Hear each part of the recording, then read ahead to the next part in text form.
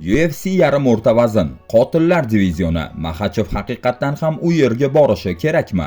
Caneloning Crawfordga qarshi bo'ladigan mega jangi bu haqiqatdan ham asr jangimi? To'liq dominatsiyadan qayg'uli qulashgacha Adesanya faoliyatining keyingi taqdiri nima bo'ladi? Videoni boshlashdan oldin like bosib, obuna bo'lishni unutmang, chunki Inter MMA jamoasi aynan siz uchun ishlaydi. Bosdingizmi? Demak, boshladik.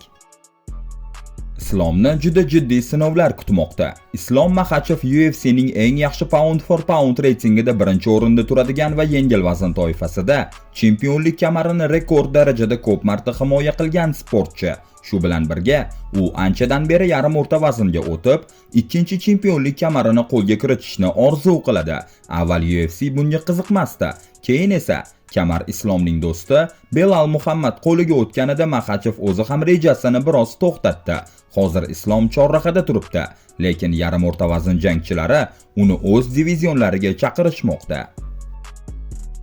Yarim o'rta vazn jangchilari Islomni taklif qilmoqda. Ian Gary Islomni maqtadi va barcha yarim o'rta vazn jangchilari rossiyalikka navbatni chetlab, kamar uchun kurash imkoniyati berishlari kerakligini aytdi. Jack Della Maddalena esa Islom bilan jang qilishni va Alex Volkanovski uchun Islomdan qasos olishni rejalashtirmoqda. Ammo esda tutish kerakki, bu faqatgina ikkinchi kamarni qo'lga kiritish uchun oddiy sayohat emas, balki haqiqiy qotillar divizioniga kirishdir.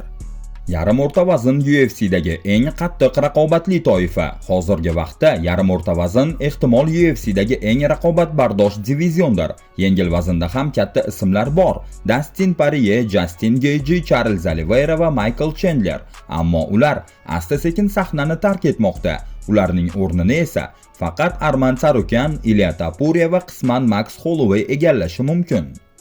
Yarim o'rta vaznda esa kuchli, yosh va ambitsiyali iste'dodlar to'lqini. Misol uchun, Shavkat Rahmonov 7 ta UFC g'alabasiga ega, 6 tasi esa muddatidan avval yakunlangan. Jack Della Maddalena UFC'da 7-0, xavfli zarbalar va qat'iyatli jangchi. Sean Brady yaqinda Leon Edwardsni submission uslubi bilan bo'g'ib mag'lub etdi. Ma'lumot uchun, bu ishni shu kungacha hech kim amalga oshira olmagan edi. Ian Gary eng xavfli nokautchi Carlos Pratosni to'xtatdi. Tez-tez zaxiraga tayyor bo'lib turadi. Joaquin Buckley so'nggi 6 jangida g'alaba qozonib, Colby Covington kabi afsonani nokautga uchratdi. Michael Morales yashirin iste'dod Gilbert Burnsga qarshi jangga tayyorlanmoqda. Bu jangchilarning har biri o'tmishdagi yulduzlarni siqib chiqarib, kelajakda katta yutuqlarga erishishi mumkin. Islomni yarim o'rta vaznda nimalar kutmoqda? Agar Maxachev 77 kilogramga o'tsa, u eng qattiq raqobatli divizionga tushadi. Bu faqat kamar uchun kurash emas, balki har bir raqib bilan jiddiy jang qilishni talab qiladigan safar bo'ladi. Islom bu qarorga juda ehtiyotkorlik bilan yondashishi kerak. Aks holda har bir jang unga qiyin bo'lishi mumkin. Ammo agar u bunga tayyor bo'lsa, UFC yarim o'rta vaznining yangi bosqichi juda qiziqarli bo'ladi. Fikrlaringizni albatta yozing va kanalga obuna bo'lishni unutmang. Baho juda katta, shon-shuhrat va meros. 4-mayga o'tar kechasi Ar-Riyodda meksikalik yulduz Saul Alvarez Canelo o'zining juda uzoq davom etgan faoliyatida birinchi marta Saudiya Arabistonida chiqish qildi va ikkinchi o'rta vaznda mutlaq jahon chempioni unvonini qaytarib oldi. Uning raqibi William Skull butun jang davomida ehtiyotkorlik bilan harakat qilib, zarbalardan qochishga harakat qildi. Ammo bu g'alaba uchun yetarli bo'lmadi.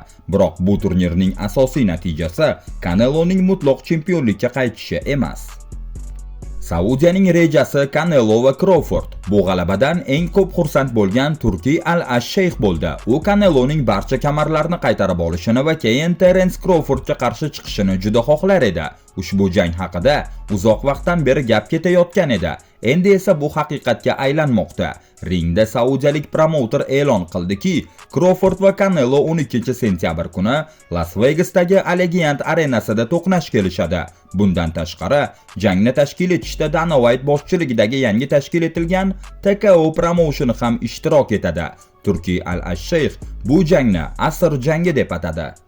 Uning xursandchiligini tushunish mumkin. Avval u Anthony Joshua va Deontay Wilder o'rtasidagi jangni uyushtirmoqchi edi, ammo bu reja amalga oshmadi. Keyin Ryan Garcia va Devin Haney'ning revansh jangini rejalashtirdi, lekin bu ham barbod bo'ldi. Shunday qilib, Caneloning g'alabasi uning uchun katta yutuqdir. Bu haqiqatdan ham asr jangimi? Agar hammasini hisobga olsak, bu zamonaviy boksning eng shov-shuvli janglaridan biri. Canelo so'nggi yillarda raqiblarining past darajada ekanligi, xavfli jangchilardan qochishi va erta g'alabalar yo'qligi uchun tanqid qilinadi. U aslida Crawford bilan jang qilishdan bosh tortgan edi, ammo Saudiya Arabistonining moliyaviy imkoniyatlari mo'jizalar qiladi. Crawfordning esa o'z darajasidagi bokschiga nisbatan juda zaif media mavqei bor. U kimni qiziqtiradi? Uning 40 dan ortiq professional g'alabasi va birorta ham mag'lubiyati yo'qligi yoki ikki vazn toifasida mutlaq chempion bo'lgani. Biroq u juda iste'dodli sportchi va pound for pound reytingida top 3 ga kirishga loyiq. Yaxshiyamki, so'nggi yillarda Crawfordning atrofidagi vaziyat o'zgardi. U Errol Spence'ga qarshi jangidan keyin ko'proq tanildi va endi Turkiy Al-Ashshayxning homiyligida ishlaydi. Nega bu jang ahamiyatli? Birinchidan meros. Canelo sportdagi eng katta ismlardan biri. Ikkinchidan pul. Saudiya moliyasi bu jangni yanada jozibador qiladi. Uchinchidan tarixiy yutuq. Hech kim 3 ta vazn toifasida 4 ta kamarni qo'lga kiritmagan. Crawfordning o'zi bu jang haqida nima deydi? Men osongina boshqa kimnidir tanlashim mumkin edi. Virgil Ortiz yoki Sebastian Fundorani, lekin men vaziyatga tepadan qaradim. Caneloga qarshi jangda meros xavf ostida qoladi. Bir tomondan bu butun avlod uchun belgili jang. Bu jang haqida yillar davomida gapirishadi. Men yo'q bo'lib qolsam ham odamlar jangni eslashadi. Tarixda bu jang haqida 2025-yilda Crawford ikkinchi o'rta vaznga Caneloga qarshi kurashish uchun ko'tarildi. Bu pound for pound reytingining eng yaxshi ikkita jangchisining to'qnashuvi edi. Ikkalasi ham faoliyatlarining cho'qqisida edilar deyishadi. Rostini aytganda, hozirda Canelo va Crawforddan kattaroq jang yo'q. Bu ayni paytda boksdagi eng katta jang 100% dedi Crawford. Easy merosidan tez orada hech narsa qolmasligi mumkin. Israel Adesanya UFC tarixidagi ikona jangchilardan biri. U uzoq vaqt davomida dunyoning eng yaxshi jangovar tashkilotidagi o'rta vaznning timsoli bo'lgan. Easy chempionlik kamarini bir nechta da'vogarlardan himoya qildi. Keyin promotionga Alex Pereira qo'shildi va shu paytdan Yangi Zelandiyalikning qulashi boshlanganga o'xshaydi. Israel braziliyalik bilan g'alaba va mag'lubiyat almashdi, lekin o'z g'alabasidan so'ng motivatsiyasini yo'qotdi va endi Adesanyaning faoliyati vaqt o'tgan sari qulamoqda. 3 ta ketma-ket mag'lubiyat.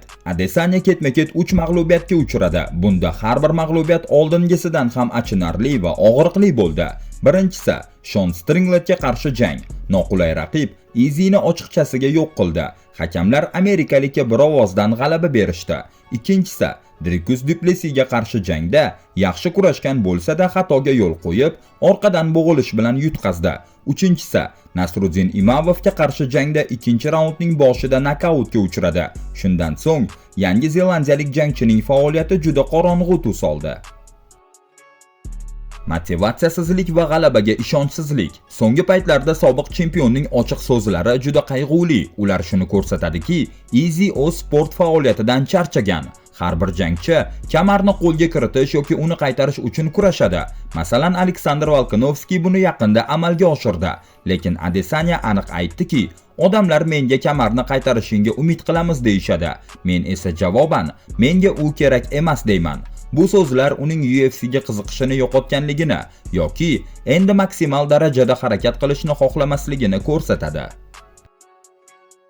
Pereiradan keyin hamma narsa o'zgardi. Adesanyaning o'zgarishi asosan Alex Pereira ustidan qozonilgan g'alabadan keyin boshlandi. U qasos olish istagida shunchalik yonib va so'ngra butunlay so'ndi. Jangdan keyin Isroil hayot tarzini o'zgartirdi. Kamroq mashg'ulotlar haqida postlar, ko'proq divanda yotib UFC turnirlariga kulish, jangchilarga achchiq izohlar, o'zining reaksiya videolari, ko'pchilik uning endi shoumen yoki tahlilchi sifatida ishlashi kerakligini aytishdi. G'alati va qo'rqinchli ochiqlik. Hozirgi kunda Easy'ning g'alati va hatto qo'rqinchli bayonotlari ko'payib bormoqda. U ayniqsa giyohvand moddalar haqidagi so'zlari bilan hayratda qoldirdi. Men psixodelik moddalarni yaxshi ko'raman. Alex Pereira bilan 3-jangimdan oldin ularni bir necha marta qabul qilganman. Bu menga jangovar mahoratimni yaxshilashga yordam berdi. Jang paytida hissiyot butunlay boshqacha edi. Oldin hech qachon bo'lmagan darajada edim. Men bu moddalardan aqlimni topdim. Vaqti bilan ongimni o'zgartirishni yaxshi ko'raman, chunki bu orqali dunyoni boshqacha ko'ra olaman. Bu so'zlarni millionlab yosh muxlislar uchun ideal bo'lgan odamdan eshitish juda achinarli. Adesanya faoliyatidagi eng muhim jangchilardan biriga psixodelik moddalar ta'sirida chiqqanini ochiq tan oldi. Faoliyatining qayg'uli yakuni. Adesanyaning faoliyati aniq nihoyasiga yaqinlashmoqda, ammo millionlab muxlislar uchun timsol bo'lgan odam bunday narsalarni ochiq aytishga arziydimi? Bu katta savol. Izzy merosi qoladimi yoki u o'z qo'llari bilan uni yo'q qilmoqdami degan savolga hozirgi holatda uning faoliyati qulayotganga o'xshaydi. Agar u jangga bo'lgan ishtiyoqini qayta topa olmasa, UFC tarixidagi eng yorqin yulduzlardan birining merosi xotiralardagina qolishi mumkin. Izzy haqida fikringizni albatta yozing. Kanalga obuna bo'lishni va videoga like bosishni unutmang. Keyingi videolarda ko'rishguncha salomat bo'ling.